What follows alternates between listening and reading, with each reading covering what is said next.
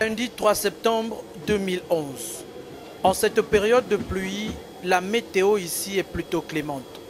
Sous le ciel de la commune de Mouila, il n'y a l'ombre d'aucun nuage à l'arrivée du chef de l'État.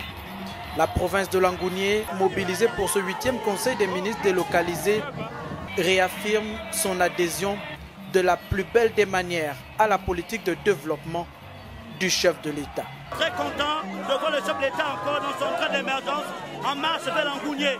Je pense qu'aujourd'hui, le chef de l'État va encore prendre des grandes décisions, comme il a pris dans la province. On a confiance à lui, le président des jeunes. On a confiance au président. Lorsqu'il est émergent, c'est une réalité quand on y va dire. L'instant était assurément unique pour le numéro 1 de la République, ici en père de famille, mais aussi pour les fils de la province, emportés dans cette cadence en l'honneur de cette présence présidentielle. Voilà la communauté malvinoise réunie pour accueillir le chef de l'État, c'est extraordinaire. Des mains du maire de la commune, le chef de l'État a reçu la clé de la ville, mais aussi l'onction et la bénédiction des sages pour son engagement dans le processus de développement de cette localité minée par des clivages de tout ordre. Ce qui est plus grave encore, c'est que l'on constate que des citoyens empêchent d'autres citoyens de s'implanter dans certains quartiers de la commune considérés comme exclusivement réservés à ceux de leur ethnie.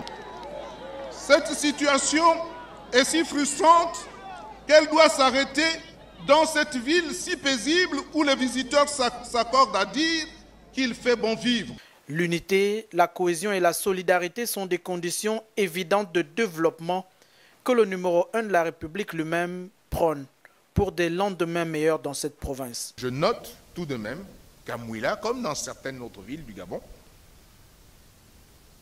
il existe malheureusement un nouveau délit. Et c'est le délit des origines.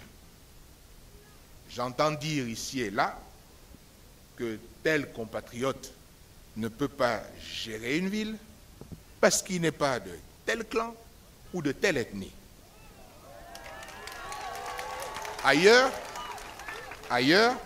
j'entends dire que tel bastion politique appartient à telle famille et qu'il ne saurait être question de faire la place à un compatriote d'une autre famille. Et pourtant, ce même compatriote nourrit les mêmes ambitions légitimes pour la localité. Mieux encore, on brandit la menace ou on promet des violences à ceux qui pensent ou agissent différemment.